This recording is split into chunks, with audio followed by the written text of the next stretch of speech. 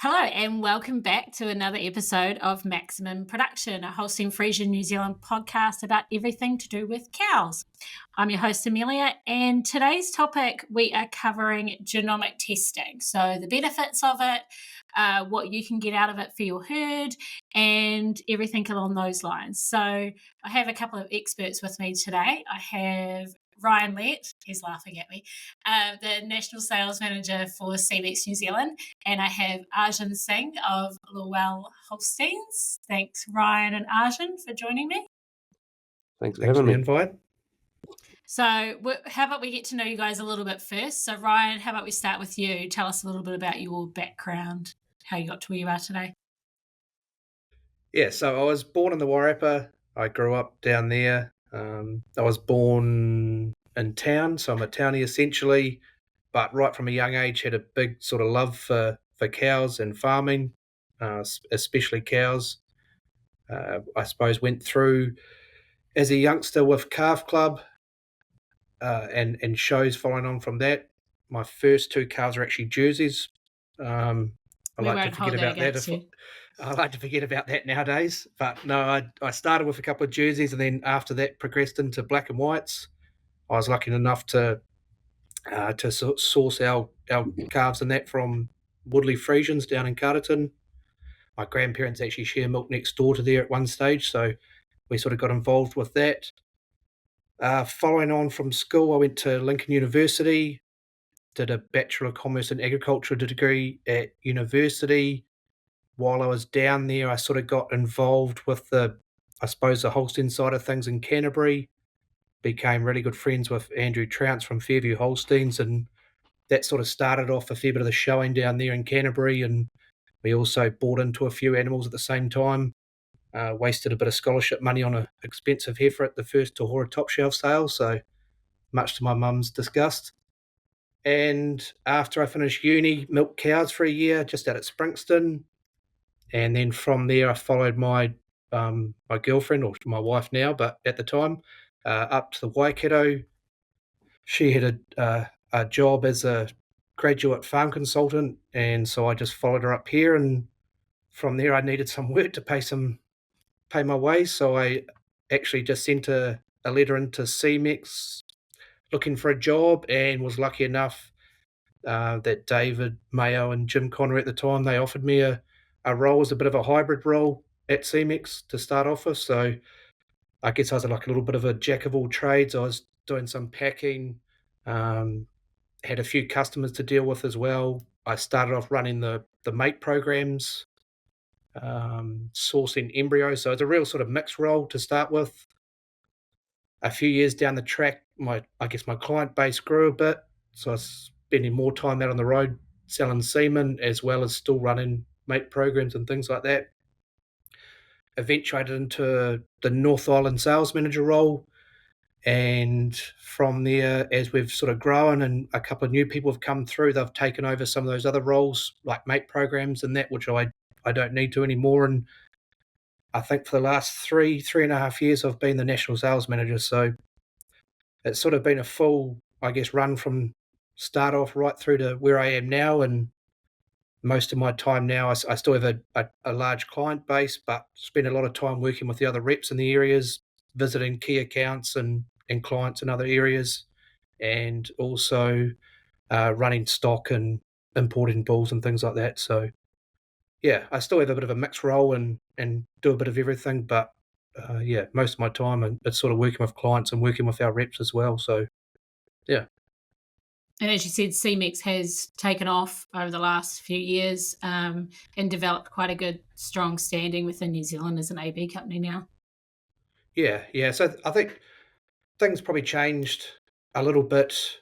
I suppose being a global company, we're quite lucky. We have product that, we aim for all markets around the world. We're not just, focused on the North American style cattle or pasture based. We cover all bases. So having a couple of bulls come through and rank number one in New Zealand on BW was a big thing for us.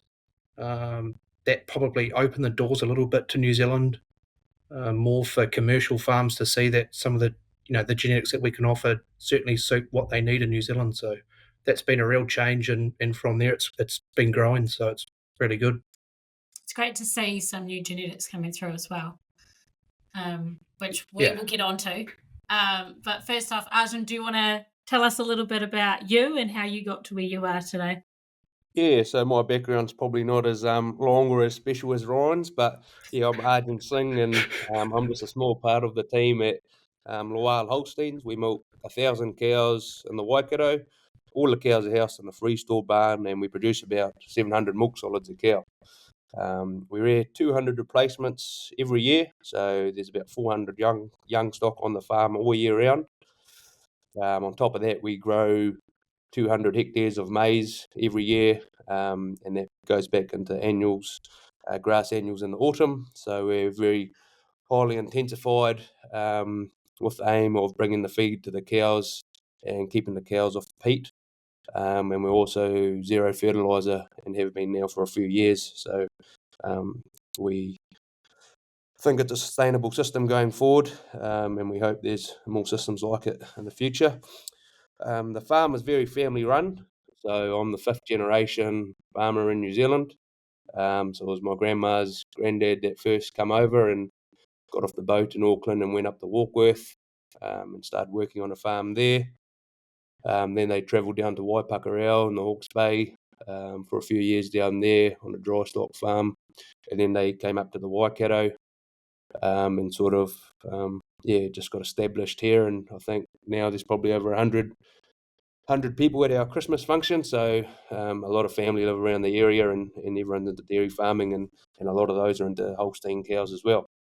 But before I came to the farm, I studied agri-commerce down at Massey University in the Manawatu, and have been home now, I think, for about 5-ish years. So enjoying it and loving it. I think you've been home about 6 years now, Arjun. You were the first member I ever signed up after I started the job, and that was 6 years ago this month. So it must be just coming up 6 years that you've been home now. Yeah, almost. Yeah, there you go. So time travels fast. Yeah.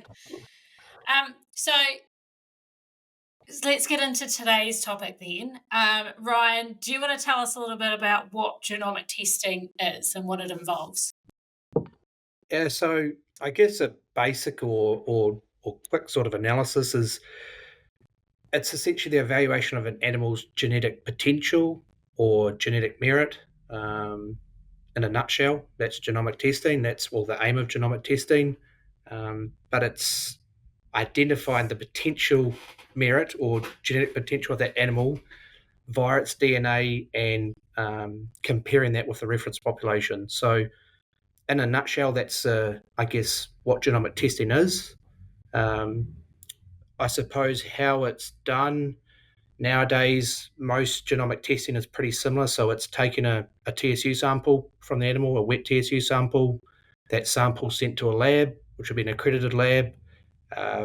DNA is extracted from that animal and run across SMP chips and identifying the markers. And from that, as I said, the DNA is extended compared to the reference population. So we'll probably get onto that a little bit later about reference populations and accuracies and things like that. But from there, we determine the specific alleles the animal has that's inherited for thousands of genetic markers. Yeah, so I suppose the one thing is it's expected breeding values for traits for the animals. So whether that be for milk production, health and reproduction, for conformation. But there's about 50 traits overall that are measured. So it does give you a real broad breakdown of the animal's genetic makeup and their potential breeding values from that.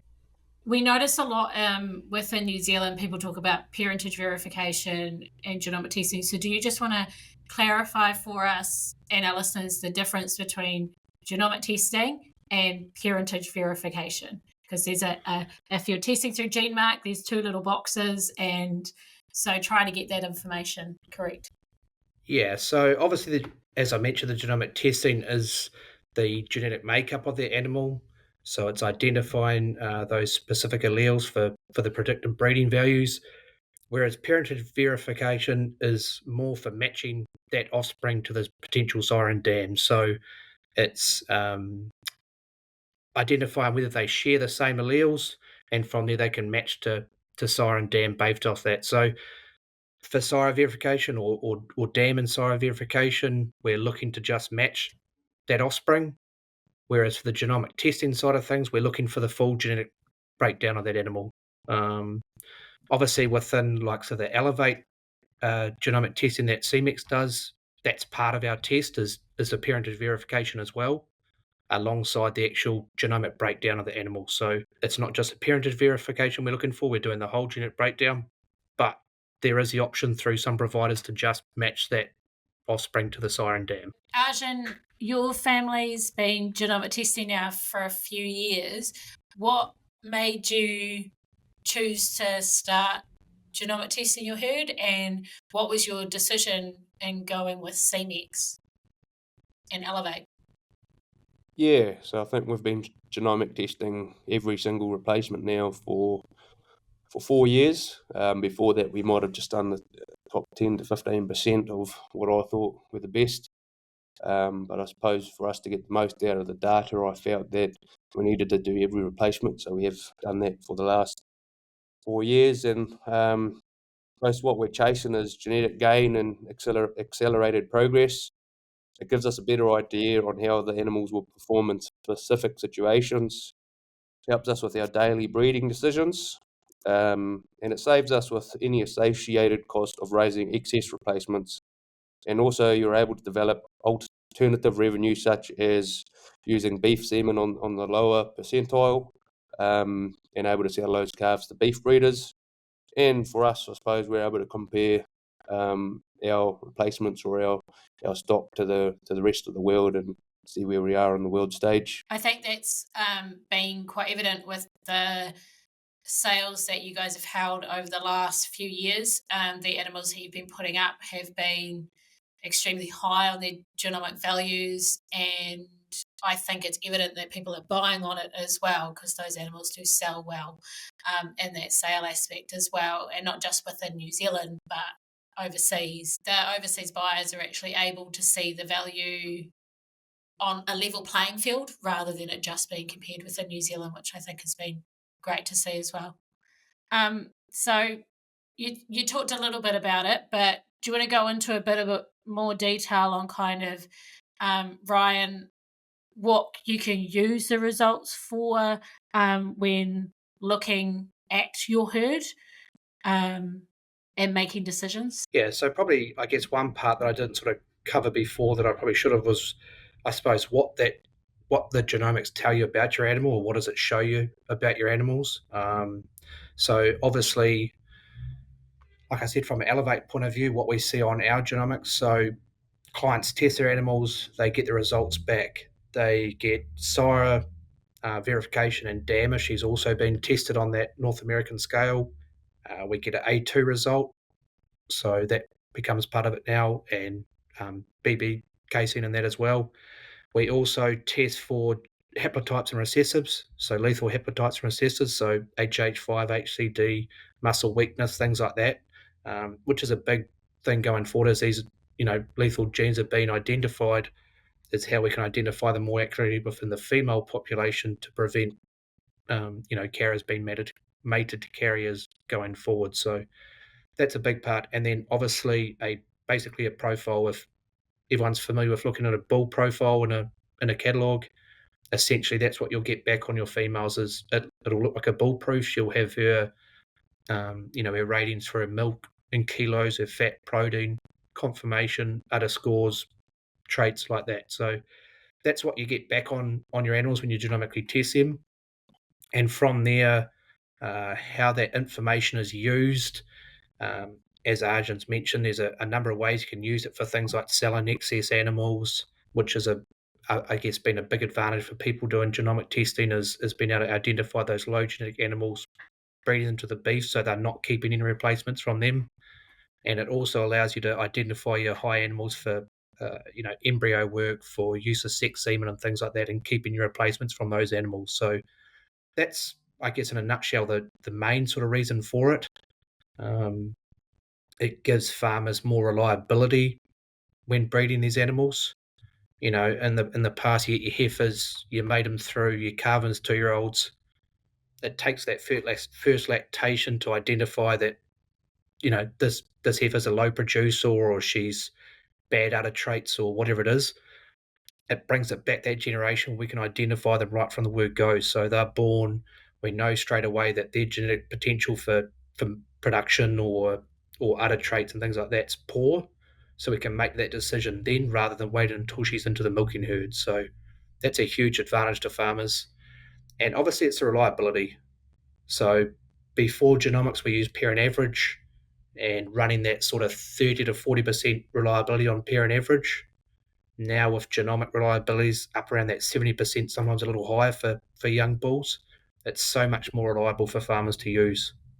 So using those young genomic bulls in their herd, they've got that reliability when using them, and they're much more, what's the word for it? They're not scared. They're sort of, that lottery of using a young bull doesn't exist as much now with the genomics. So I think that's a big thing. It's the use, and the reliability is a huge thing. You talked a little bit about gene pool, and I think it'll be quite important to kind of clarify this a little bit more. And I kind of want your input on this as well, Arjun. And it may be what influenced your decision in going with Elevate over somebody else. But how important is that gene pool that you're testing with it? The size and the quality of your data there. Yeah, so obviously with Elevate and some of the other companies as well that test on the North American genomic platform, it's a really large reference population. So the population, the genetic pool is huge. The North American database now, with Holsteins alone, you're looking at about 7.2 million animals genotyped in that reference population. About 6.7 something million of those are females, and the rest are bulls. So you've got a huge reference population, and with a huge reference population, you get increased reliability, and that's a big advantage on that scale that we use is the reliability of the genomics.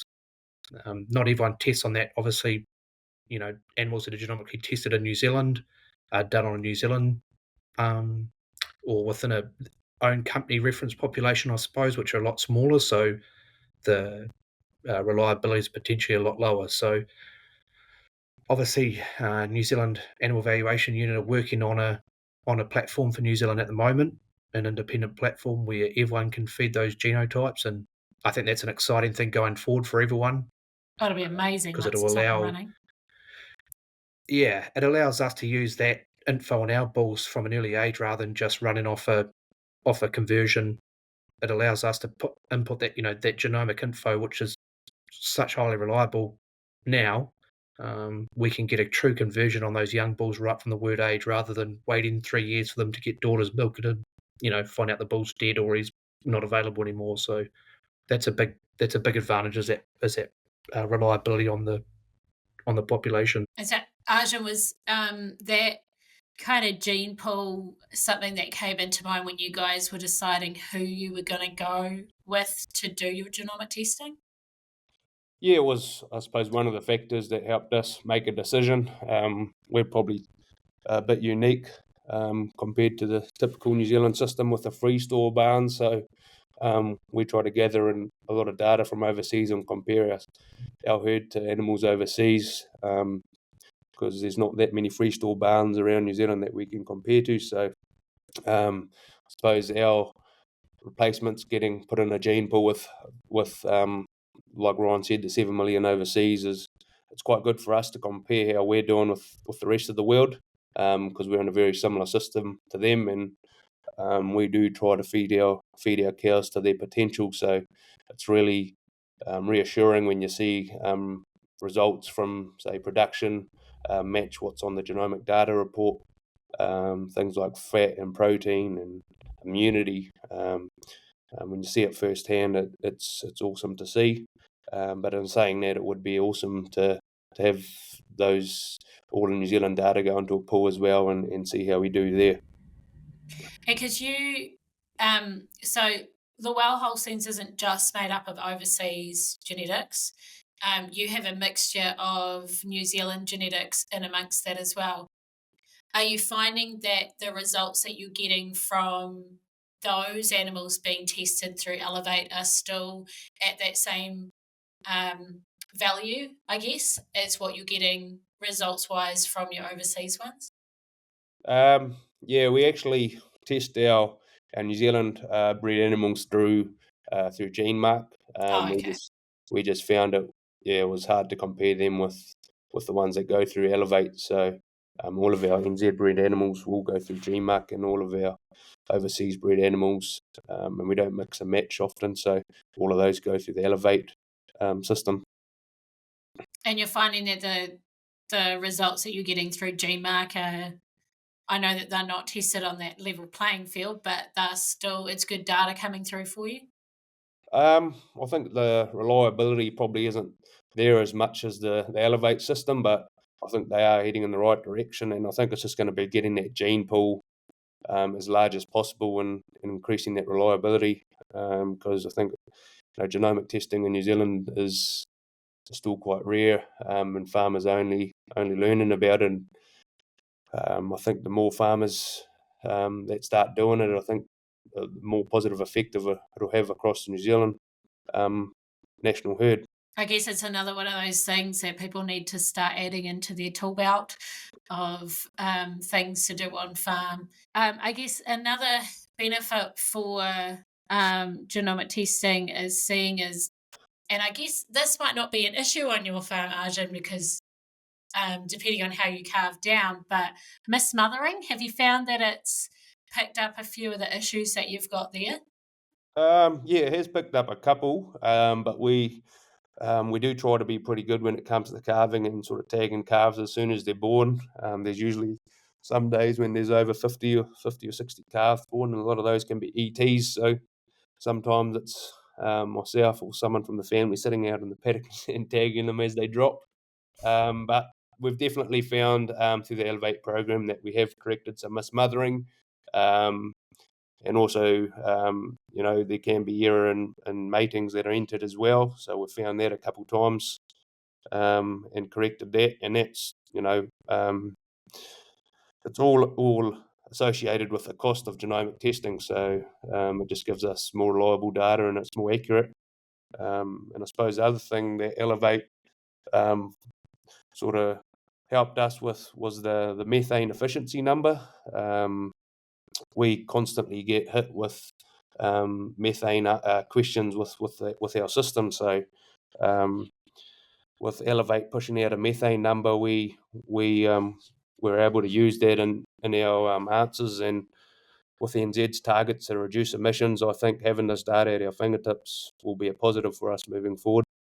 There's a lot of research happening at the moment around this methane emission, so I think more data around that is always a positive, and it's a bonus if Elevate's able to give you that data to help make decisions. You mentioned ET animals. You do quite a bit of ET work on farm, Arjun. I guess from a breed society point of view, we prefer it if people genomically test or at least parentage test any ET progeny that are hitting the ground or any dams that you're looking at doing it on.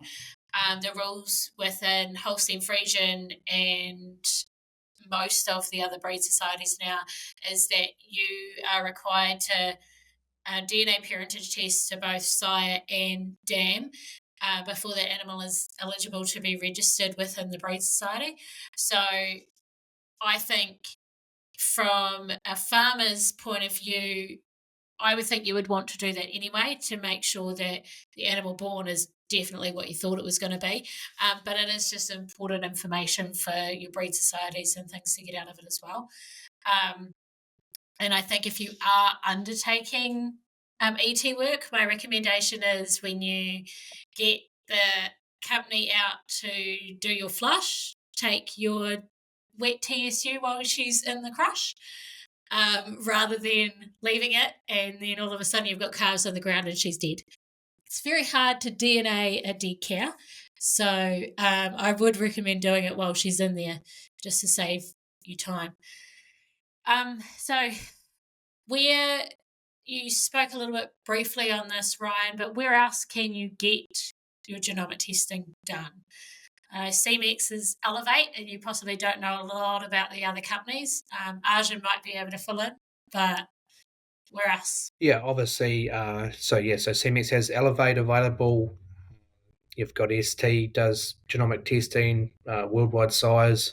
That's all done on the same sort of North American platform, and through GeneMark in New Zealand and LIC and CRV. So there's a multitude of providers for genomic testing. I think it's also important that it's not a one size fits all. It's, as Arjun said, his overseas genetics benefit a lot more from Elevate than his New Zealand genetics. So some farmers might prefer to do one over the other, which I don't think is a wrong thing to do. If you can get better data through one system than the other, then you should be focus on getting your better data. But I definitely would think that Elevate would help with your overseas genetics. Yeah, so I was just going to say also, we do, not all our herds that are testing through Elevate are just straight North American breed animals either. We do have clients that are testing that are, the cows or animals that we're testing are pretty predominantly New Zealand breed. So obviously the data does look a little different. Sometimes the numbers might be lower on certain traits and things like that, but we do find within the group they still rank pretty much in proportion to the group. So, if you're testing 100 new calves this year, they maybe all be lower on certain traits, but within that, one at +1 for type or one at -10 for type, they still rank within their population. So it may not be quite as easy to look at or quite so reliable, but it does still rank within its population from the testings. And I guess that's what your team is there to help them with anyway, is to understand that data. You've got a great team of sales reps throughout the country and people that understand your genomic testing better than I definitely would. So they're there to help. If you've got any questions about looking at your data and things like that as well. So Rachel Cox is our South Island key accounts manager, and she does a lot of the work with the Elevate, as well as Isaac Kelson down in the Manor 2. Between the two of them, they sort of cover all our Elevate clients, and they work with them. Any troubles, any queries, they help them.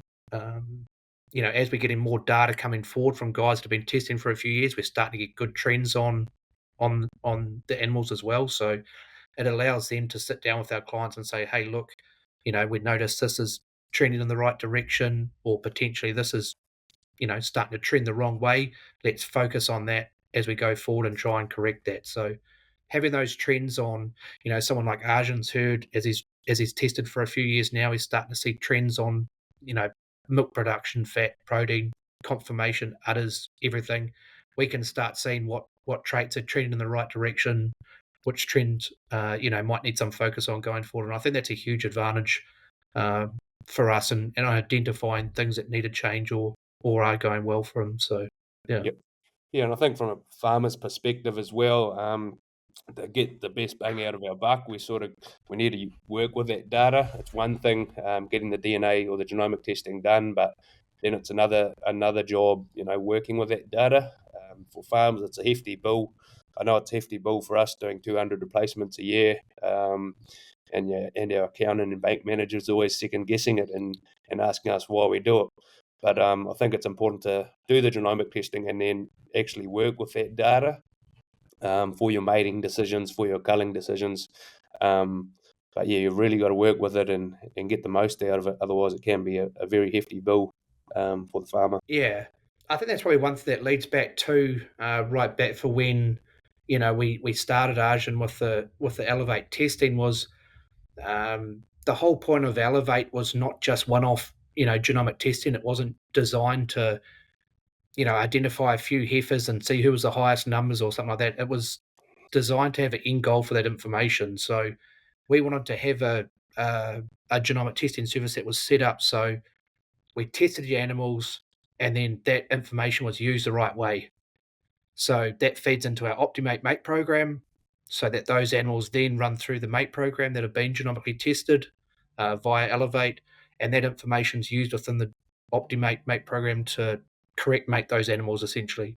So it's using all the data possible to mate the best way we can to get the most out of the animals.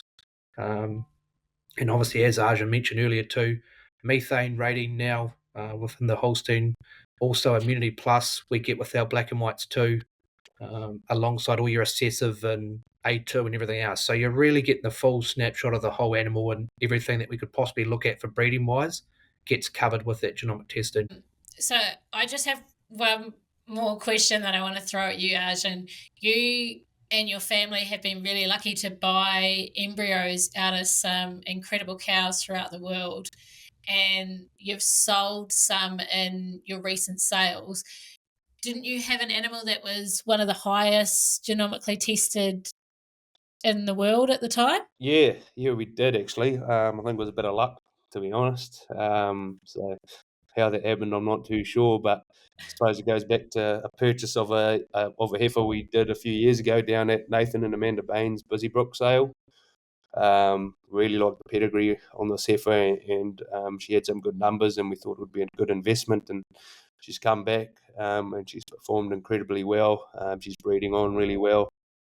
And luckily enough, we do genomic testing. We're able to learn that one of her daughters by eye candy was number one for confirmation in the world. So if we did a genomic test, we probably wouldn't have known, and show box size probably wouldn't have purchased her. So there's definitely advantages of genomic testing in everyone's system, whether you're purchasing, whether you're the vendor. I think the more information you can give to the purchaser, the better. Oh, I definitely think as someone that goes and reads those catalogues at the sales and sits there, the more information that's in there, the easier it is to make a decision on whether or not it's even going to fit into your system, and give you an idea of what her potential is in the future. So I think you've definitely been able to give your purchasers a lot of information when they turn up at your sales. Yeah, I think, going back to Arjun's sale there, I think one thing that I noticed, and obviously other people would have seen it too, which was probably quite different for New Zealand, and was actually having QR codes on all the sale lots that was linked to their genomic profile. So, for someone looking from the outside in, being able to look at every animal, scan their QR code and bring up her genomics on every single animal, I mean, you can't get much more information than that. You've got your full pedigree there. You've got, her whole genomic breakdown. That's probably as good as anyone could really offer a vendor, a person looking to buy. So I thought that was a great addition to the sale catalogue. Yeah, it was a very well put together sale catalogue for your sale that you held this year, and congratulations again on such a successful day that you had, and we hope that you'll continue to do them every couple of years. I guess it depends on what your surplus stock is coming forward. Yeah, I think that's one of the things, and then I suppose it's getting everyone up and energised and motivated to do it all again, because there is a fair bit of work that goes into getting the cattle right, and then putting the day on for everyone as well. But when it pays off, it's rewarding, and it's awesome to see farmers get off the farm. I know for a couple of guys I talked to, it was their annual holiday off their farms in the South Island to come up here, and so if we can do that for someone, and then we're pretty happy with that. And it's also awesome to see the animals go away and perform well for their new owners, and it's awesome to see our breeding plan paying off. I recommend to anyone listening, if you haven't been to a Lawwal sale, make the effort to get off farm and go. It's always a great day. It's a mini field days in my mind, so always a great day out. So last question for you, Ryan. You mentioned earlier about some bulls that came through. I know it's not really something that Semex has ever strived to have the highest BW bull, but when alcove came through at the BW of, it was over 500 or something, wasn't it? Yeah, so Icarus was at Sandy Valley. Icarus was actually the first one when he come through, and that was really unexpected, to be honest. At the time when he was only a young bull, still his BW was rather low. He did his first crop of daughters as they come in milk in New Zealand. He jumped, a couple of 100 points, and then from there jumped another, and he just continued to rise until he was the top. He was 500 plus BW at the time as well, and went to number one. So that was a real surprise, and a really good surprise for us. It was, the first sort of time an overseas bull had really done something like that in New Zealand for a long time. So, and then following on from that, Alcove also did the same thing and went to number one. So we're pretty lucky having those two, and currently Progenesis Wimbledon is also sitting over 500 BW. I think he's number 3 on the 3 or 4 on the Holstein Friesian list. Yeah. So he's one we sort of did identify him as a bull that could work pretty well. He was extremely high components and pretty well suited to New Zealand, but unfortunately as well, he's no longer available, and we sold the last of his semen last year. So yeah, and that's probably leads back to the whole talk about the New Zealand-based genomic platform, where we'd be able to screen our bulls from the get-go, and we can identify these bulls off the bat if they're going to convert well. Chances are in 3 years' time, when they're milking and they're sitting high on the BW list, they'll still be available and making semen for New Zealand, because we've had that issue with Icarus and Wimbledon both being culled by the time they were daughter proven in New Zealand. Elco's actually, unfortunately, still alive and well due to a health thing. We couldn't get any more of his semen, so that's pretty frustrating. But yeah, going forward, if we could get this platform running in New Zealand, I think it could be good for not just ourselves, other overseas importers as well, where the bulls that do really well suit and could fly high in New Zealand get identified early and used where they should be. Awesome. Any last comments from either of you guys? Just behalf of the team at Lawwal, we'd just like to thank you guys for having us.